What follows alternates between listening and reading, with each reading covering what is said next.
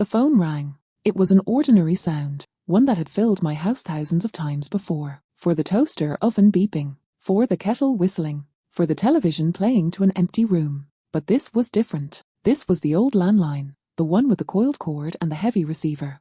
The one that had sat silent for so long, I had thought about disconnecting it 100 times.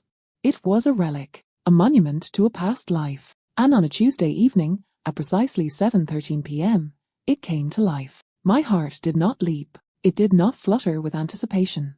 Instead, it sank, a cold, heavy stone dropping into the pit of my stomach. Nuisance calls. That's all that ever came through on that line. People trying to sell me things I did not need, or telling me I had won a prize I had never entered to win.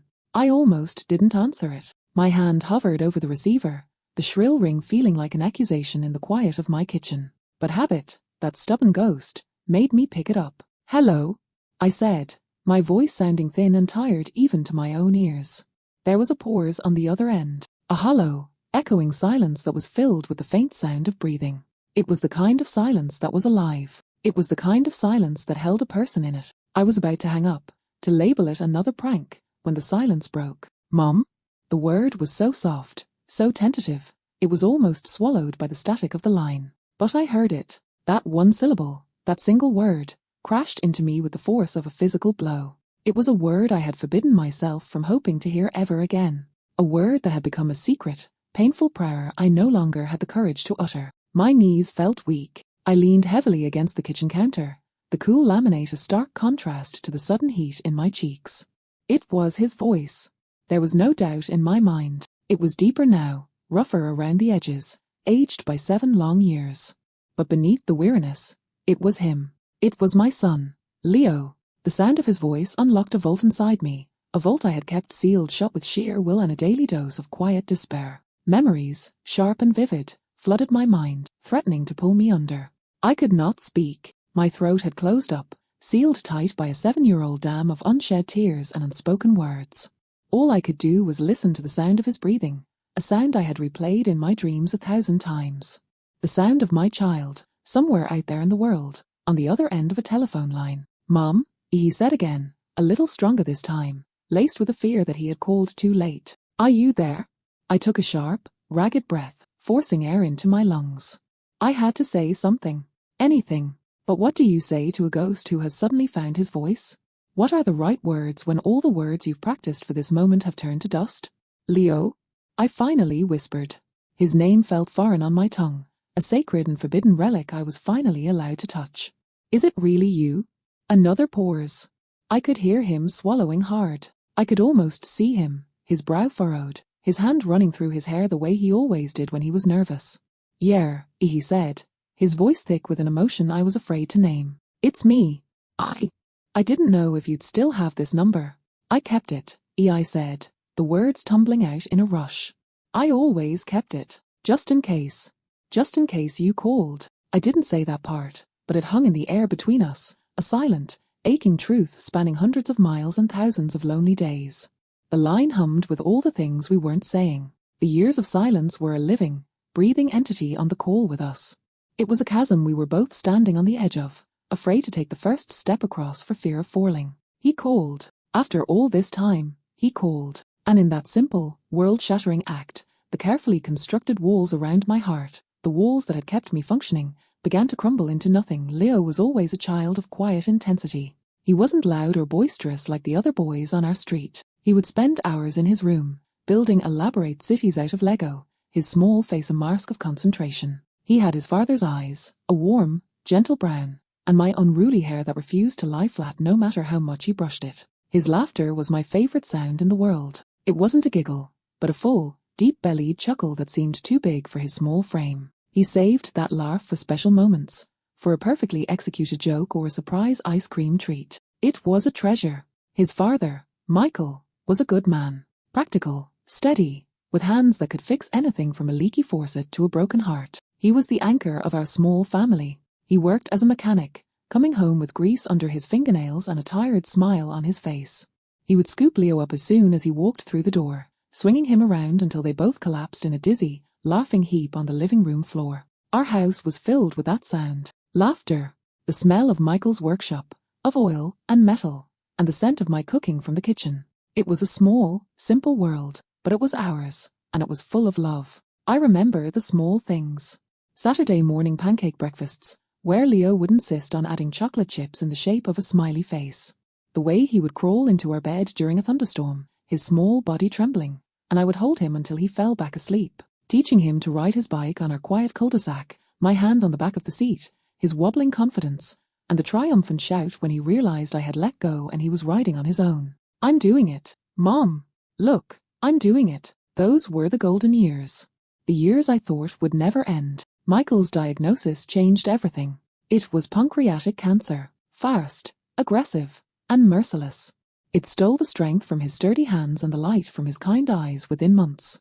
The last conversation I had with him, in the sterile, antiseptic-smelling hospital room, he held my hand. His grip was surprisingly strong for a man so frail. Take care of our boy, Sarah, he whispered, his voice a dry rustle. You and Leo, you're my whole world. Promise me you'll look after each other. I promised. I promised through tears I could no longer hold back. Leo was just 14. He stood in the corner of the room, looking small and lost, his face pale with a fear no child should ever have to know. After Michael was gone, the silence in our house became a physical presence. It was no longer a comfortable quiet, but a heavy, suffocating blanket. The laughter was gone. The smell of grease from the workshop faded, replaced by the faint, lingering scent of hospital and grief. Leo retreated into himself. The quiet, intense boy became a silent, closed-off teenager. He stopped building his Lego cities. He stopped asking for smiley-face pancakes. He would come home from school, go straight to his room, and close the door. I would hear the faint sound of his music through the walls, a low, throbbing beat that felt like the pulse of his sorrow. I tried. God knows. I tried to reach him. I would knock on his door with a plate of cookies. I would suggest we watch a movie, or go for a walk. My attempts felt clumsy and desperate, like I was fumbling in the dark for a light switch that was no longer there. His responses were polite but distant. I'm fine, Mom. Not hungry, thanks. Maybe another time. He was grieving, and so was I. But we were grieving in separate rooms, in separate silences, orbiting the same colossal loss but unable to bridge the gap between us. I was so lost in my own ocean of sadness. I didn't know how to throw him a lifeline. I thought I was giving him space.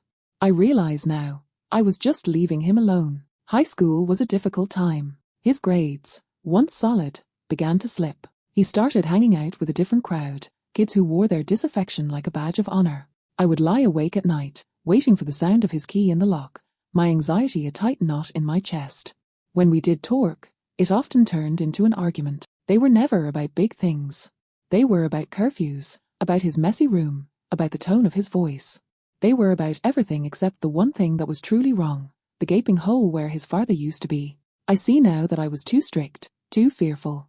I was trying to hold on to him so tightly, to control the one thing I thought I could, because everything else had spiraled so far out of my control. I was trying to be two parents in one, and I was failing at both. He saw my fear as control. He saw my worry as a lack of trust. And I saw his rebellion as a personal rejection. We were two wounded animals, circling each other, speaking different languages of pain. Then he met Chloe. She was a year older, an art student with fiery red hair and a confidence that seemed unshakable. From the moment he brought her home for dinner, I felt a strange chill. It wasn't that she was rude. She was perfectly polite, but there was a coolness in her eyes when she looked at me, a subtle appraisal that made me feel like I was being judged and found wanting. She came from a broken home, she told me over pot roast. Her own mother had been, in her words, smothering and manipulative. She said she had learned to build strong boundaries to protect herself. Leo was transformed around her. He looked at her with a kind of awe, as if she held all the answers. She gave him the confidence he had lost after his father's death. For that, I will always be grateful to her. But I also saw how she would subtly steer him. If I suggested a family movie night, Chloe would have already made plans for them. If I asked Leo for help fixing the garden fence, Chloe would remind him they had to study. She was slowly, methodically, pulling him into her orbit and away from mine. I tried to like her. I really did. I invited her for holidays.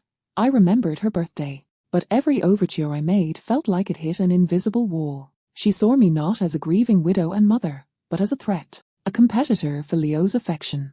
The tension simmered for years, all through the rest of high school and into college.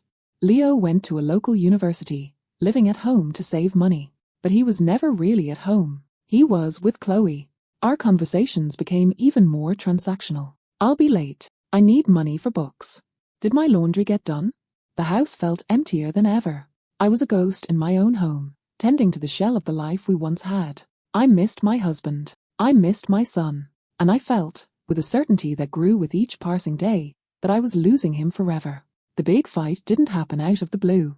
It was a storm that had been gathering for years, fed by every misunderstanding, every unspoken resentment, every lonely holiday. It happened during his final year of university. He was 21 years old. He and Chloe had been talking about moving in together after graduation. I was worried.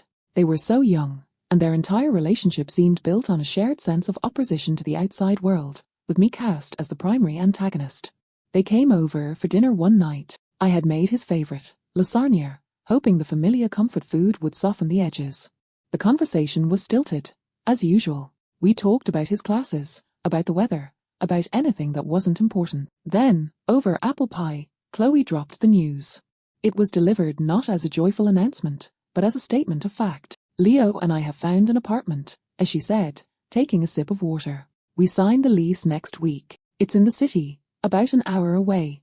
My fork stilled halfway to my mouth. I looked at Leo. He wouldn't meet my eyes, focusing intently on his plate. An hour away? I said, trying to keep my voice light. That's quite a commute. Wouldn't it be better to save up a bit more first?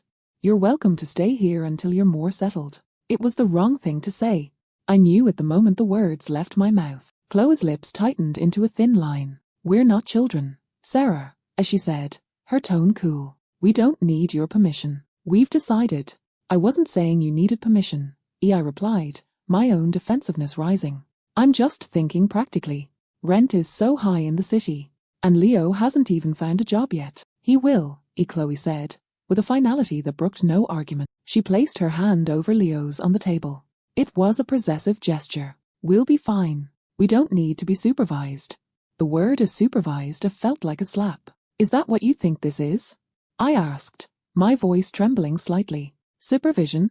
This is my home. He is my son. I'm offering help, that's all. Leo finally looked up. His face was a mask of conflict and discomfort. Mom, just drop it, okay? We've made our decision. But have you thought it through? I pressed, my fear getting the better of me. What about your student loans? What about a safety net? Your father and I worked so hard to build a stable life. Don't bring Dad into this. Leo snapped, his voice suddenly loud in the quiet kitchen. He pushed his chair back, standing up. This has nothing to do with Dad. This is about you trying to control my life, just like you always have. The accusation hung in the air, sharp and brutal. I felt the breath leave my body. Control you? Leo, after your father died, I was just trying to keep you safe. I was trying to be a good mother. A good mother? Chloe interjected, her voice dripping with scorn. By guilt-tripping him? By making him feel like he's betraying you every time he wants to make his own decision? I know this game. My mother played it for years. It's emotional manipulation. I stared at her, utterly stunned. To hear my love, my fear, my desperate attempts to hold my shattered family together, reduced to emotional manipulation was more than I could bear. Tears welled in my eyes, but I refused to let them fall in front of her. I think you should go, I said to Chloe, my voice quiet but firm. Gladly, she said, standing and grabbing her purse. She looked at Leo. Are you coming? Leo stood there, torn between the two most important women in his life. I saw the struggle on his face. I saw the boy who used to run to me with a scraped knee. I also saw the man who was desperate to break free. In that moment, I made my worst mistake. My own pain and feeling of betrayal made me lash out. If you walk out that door with her tonight, Leo, I heard myself say, the words cold and foreign, then don't bother coming back. The silence that followed was absolute. It was the sound of a bridge being burned. Leo looked at me, and for a second, I saw a flash of sheer hurt in his eyes. Then it was gone, replaced by a hard, cold anger I had never seen before. Fine, he said, his voice flat. If that's how you want it. He turned and walked out of the kitchen. I heard the front door open and then slam shut with a finality that echoed through the entire house. I stood alone in the kitchen, surrounded by the ruins of our uneaten dinner. The lasagna was still warm on the table. The apple pie, with its flaky crust, sat uneaten. The silence rushed back in, deeper and more profound than ever before. I had drawn a line in the sand, and my son had chosen to cross it. I thought I was setting a boundary. I didn't realize I was building a prison for myself. The days turned into weeks. I expected him to call. I expected an apology, or at least a conversation. I left a few voicemails on his cell phone. "Leo, please, let's talk about this. I'm your mother. I love you." The messages went unanswered. A month after the fight, I drove to the address I'd found for their new apartment. It was a small, slightly run-down building. I sat in my car for an hour, working up the courage to ring the bell. When I finally did, it was Chloe who answered. She stood in the doorway, blocking the entrance. "He doesn't want to see you, Sarah," she said, her expression impassive. "Please," I said, my voice breaking. "Just let me talk to him for 5 minutes." "He needs space from you," she replied. "Your constant pressure is toxic for him. You need to respect that." And with that, she closed the door.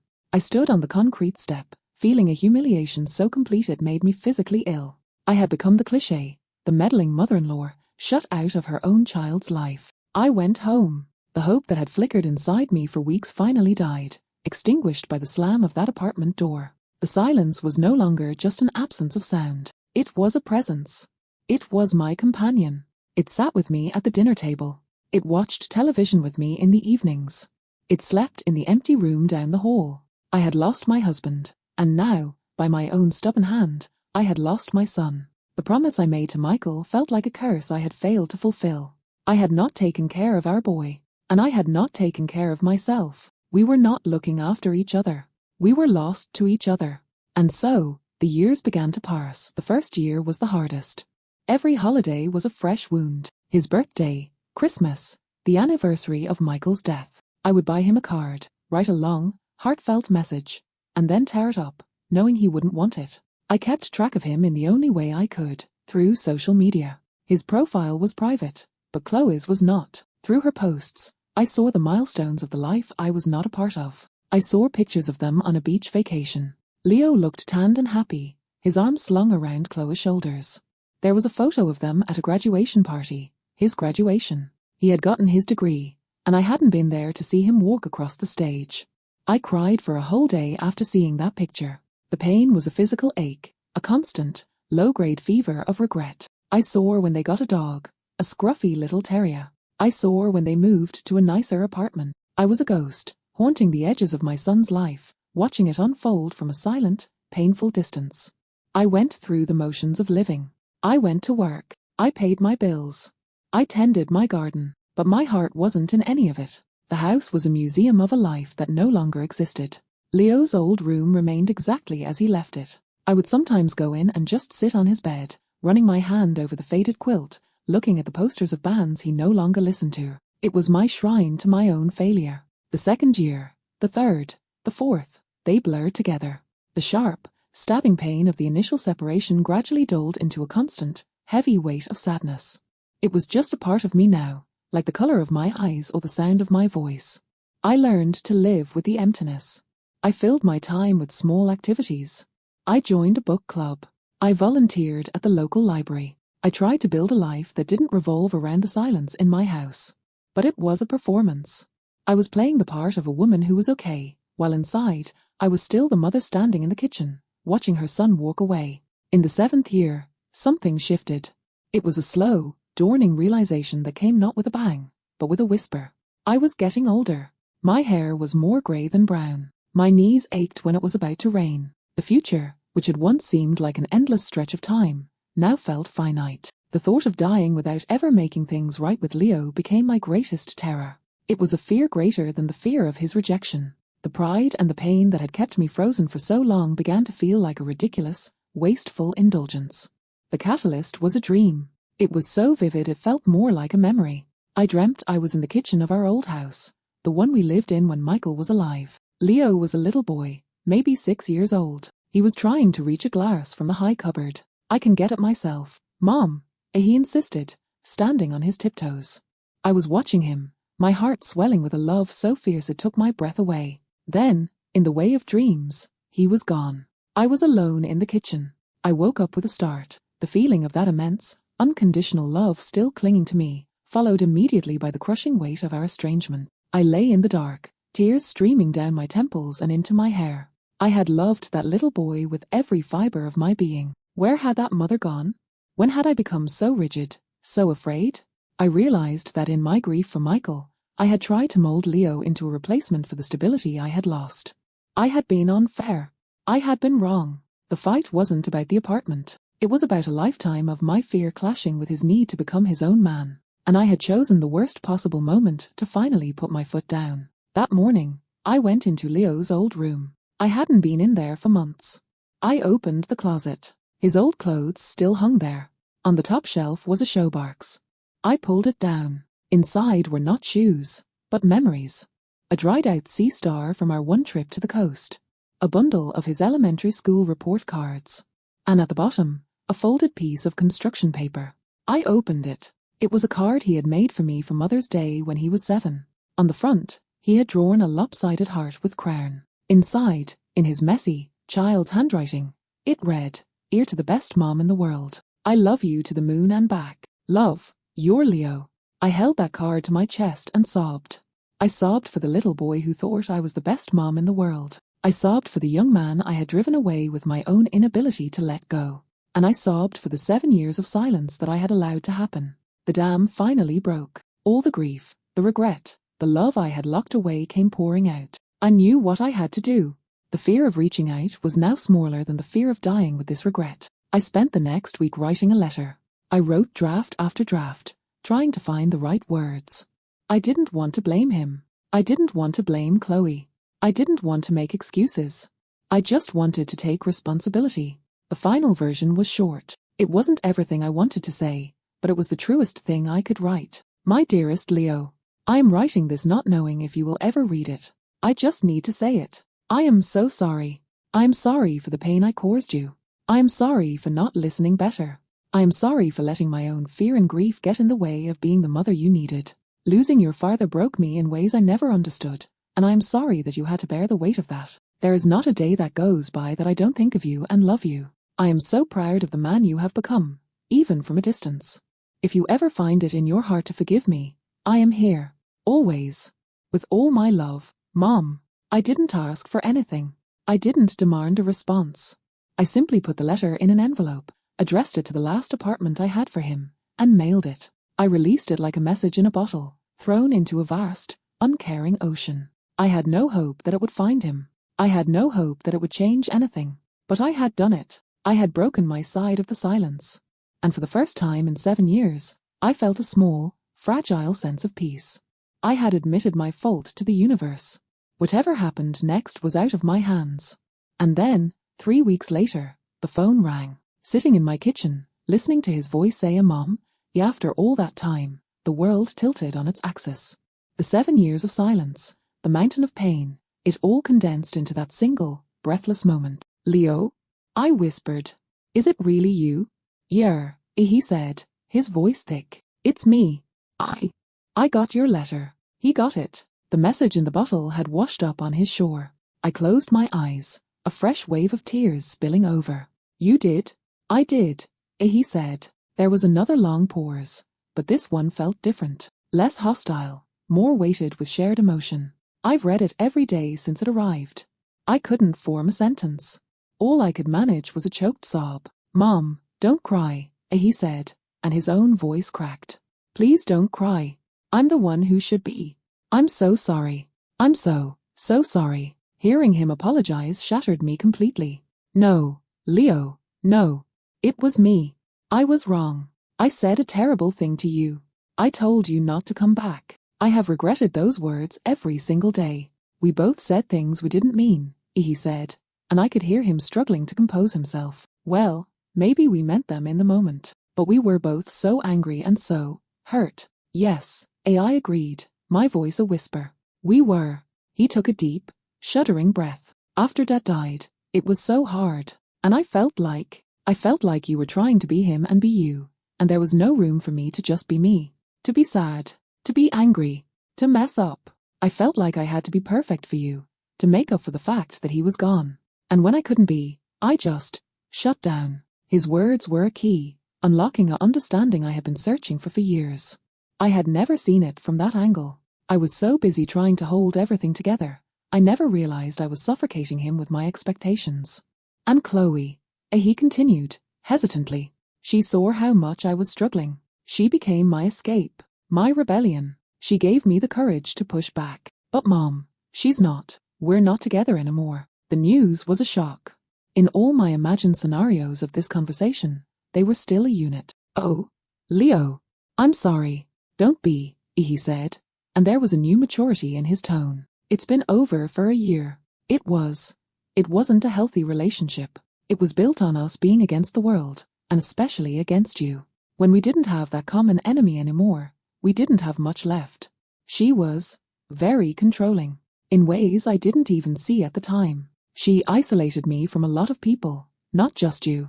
I listened, my heart aching for him. He had walked out of my life and into another difficult situation. The young man seeking freedom had found a different kind of prison. When your letter came, he said, his voice softening, it made me think about everything. About Dad. About you. About what family is supposed to be. I've been so lonely, Mom, for years. Oh, my boy, I cried. I've been lonely, too. We talked for an hour that first night. It wasn't a magic fix. The 7 years weren't erased. The conversation was clumsy, filled with long pauses and halting admissions. We were two strangers, tentatively rediscovering a common language we had both forgotten. We didn't solve all our problems. We didn't even talk about the big fight in detail. We just talked. He told me about his job as a graphic designer. I told him about my garden, about the book club. It was small, mundane talk, but it was the most meaningful conversation of my life. He called again the next night, and the night after that. The phone calls became our new ritual. We were slowly, carefully, rebuilding the bridge between us, one plank of conversation at a time. We talked about Michael. We shared memories we had both been too afraid to mention for years. We laughed, a real, genuine laugh, for the first time. It was his father's chuckle, deep and warm, and hearing it felt like a miracle. After 2 weeks of nightly calls, he asked the question I had been both dreading and hoping for. Mom, would it be okay if I came over? Maybe for a visit? My heart soared. Yes, I said, without a moment's hesitation. Yes, of course. Any time, whenever you want. He came the following Saturday. I was a nervous wreck. I cleaned the house from top to bottom. I baked his favorite chocolate chip cookies. I put fresh flowers in a vase on the dining table. I changed my outfit 3 times. I was terrified. What if it was awkward? What if the connection we'd forged over the phone didn't translate in person? What if we had run out of things to say?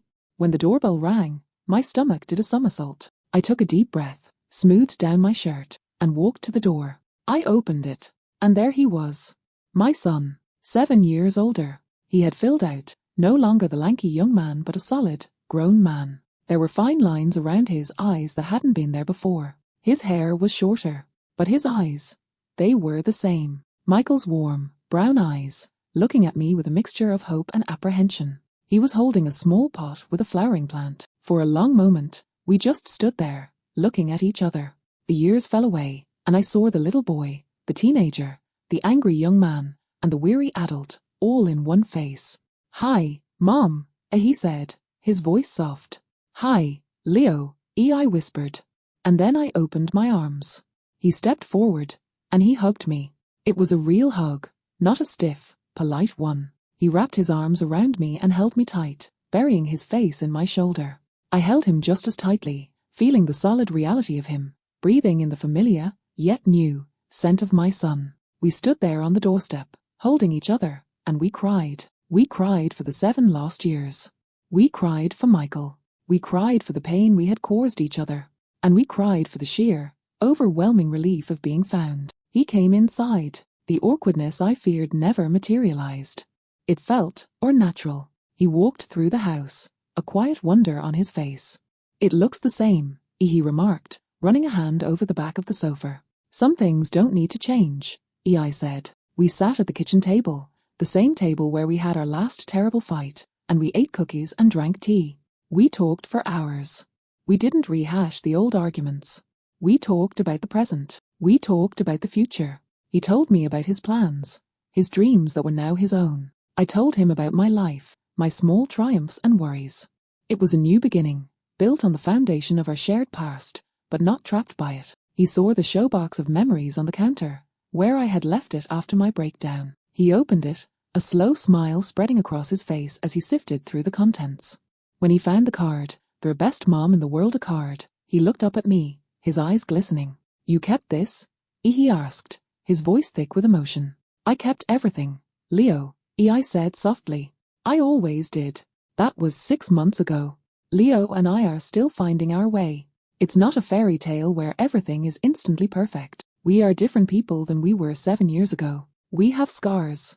There are still moments of slight hesitation, topics we carefully skirt around. The ghost of those lost years sometimes walks between us. But we are trying. And that is everything. He visits every other weekend. We have established new rituals. We watch old movies together. He helps me with things around the house that Michael would have done, fixing a loose cabinet hinge or programming the thermostat. I cook for him, stocking my freezer with his favorite meals for him to take home. It's a quieter, more gentle version of the family life we once had. It's built not on obligation, but on a conscious, daily choice to be in each other's lives. I've met his new girlfriend, Maya. She's a soft-spoken librarian with a kind smile. When he introduced us, he didn't seem tense or defensive. He was just happy for us to meet. Maya treats me with a warm respect that feels genuine, not like a challenge. Seeing him in a healthy, supportive relationship heals a part of my heart I thought was broken forever. The other day, we were in the garden, weeding my flower beds. The sun was warm on our backs. It was a comfortable silence, the kind we used to have when he was a boy, both of us lost in our own thoughts while working side by side. "You know, Mom," he said suddenly, pulling a stubborn dandelion from the soil. "I think about Dad a lot more now." I looked at him, surprised. "You do?" "Yeah," he said, sitting back on his heels. "When I was away, it was too painful. It felt like his memory was tied up with all the fighting and the silence. But now, being here with you, I can remember the good stuff. I can remember the pancake Saturdays. I can remember him teaching me to change a tire. I can almost hear his laugh. Tears pricked my eyes, but they were happy tears. He had a wonderful laugh. He did. Leo agreed. He was quiet for a moment. "I'm sorry I couldn't talk about him with you before. I think I blamed him a little for leaving.